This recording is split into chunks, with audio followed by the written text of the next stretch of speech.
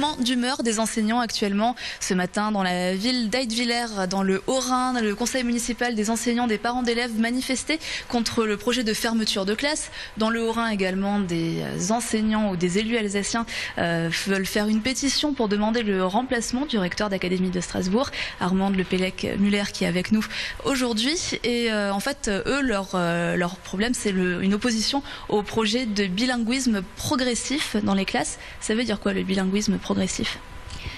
Vous le savez, aujourd'hui, en Alsace, nous menons l'État, donc le rectorat, l'académie, avec les collectivités donc territoriales. Nous menons une politique particulièrement ambitieuse en matière d'apprentissage de la langue et de la culture régionale. Dans ce contexte, nous avons deux modèles traditionnels que nous développons dans le cadre de cette convention quadripartite. Un enseignement extensif de l'allemand à hauteur de 3 heures par semaine, et pour toutes les familles qui seraient désireuses, mettons en place un cursus bilingue paritaire. 12 heures en allemand, 12 heures en français. Ce modèle paritaire est un modèle qui est une bonne réponse. Mais c'est une réponse qui montre aussi que dans le cursus, lorsqu'on passe du premier degré vers le second degré jusqu'au lycée, nous avons aussi des défections. Donc la question a été de se dire, est-ce que dans le cadre du bilinguisme, on ne pourrait pas apporter une réponse supplémentaire, ce qu'on appelle complémentaire, une troisième voie, qui permettrait de cibler les élèves qui aujourd'hui sont en extensif 3 heures, et ces élèves de l'extensif 3 heures, de leur proposer, alors qu'ils ne sont pas dans le paritaire, de leur proposer un bilingue progressif, et donc ils passeraient de 3 heures à 8 heures.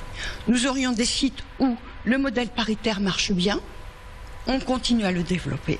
Et puis là où le modèle paritaire ne prend pas, ne s'installe pas, à ce moment-là, donnons une réponse en CP, faisons une expérimentation d'un bilingue progressif à hauteur de 8 heures semaine. Comment vous expliquez alors? C'est un malentendu, un manque de dialogue, ou c'est parce que les gens ont vraiment peur qu'on touche à ce bilinguisme et donc ça pourrait être vu comme une première menace C'est une expérimentation.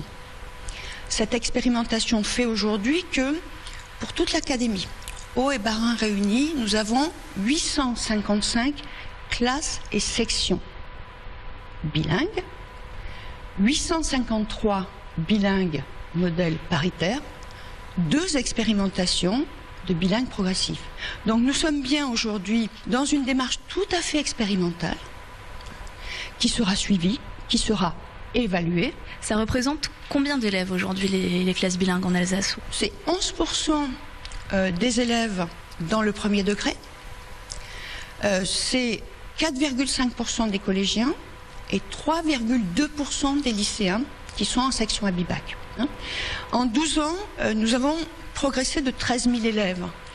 Nous avons créé presque 550 classes et sections. Alors ça, donc c'est la première problématique actuelle. Deuxième mouvement d'humeur, donc on le voit dans le Sungo aujourd'hui, c'est la manifestation contre des projets de fermeture de classe. Donc aujourd'hui, la future carte scolaire est discutée. Quels sont les objectifs de développement de l'académie en Alsace?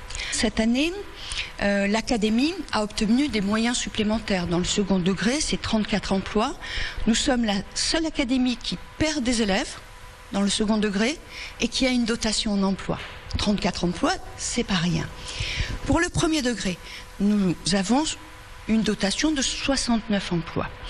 Dans le cadre de cette dotation de 69 emplois, nous avons 40 emplois globalement pour le Haut et le Bas-Rhin, pour pouvoir répondre aux évolutions d'effectifs dans les classes, c'est ce qu'on appelle la démographie. Donc nous suivons en effet les évolutions d'effectifs, nous avons 40 emplois pour ça, supplémentaires.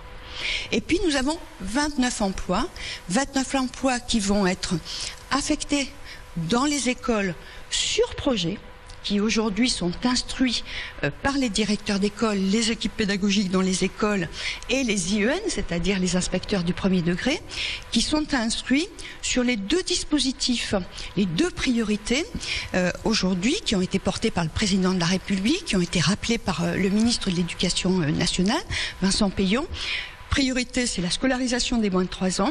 Et deuxième priorité, c'est de pouvoir trouver des dispositifs qui permettent au sein des écoles d'apporter des innovations pédagogiques dans le cadre de ce qu'on a appelé le plus de maîtres que de classes.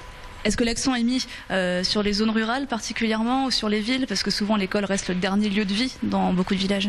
Alors comme l'année dernière, pour la préparation de sa rentrée 2013, nous avons évidemment des priorités, que ce soit pour le second degré ou pour le premier degré.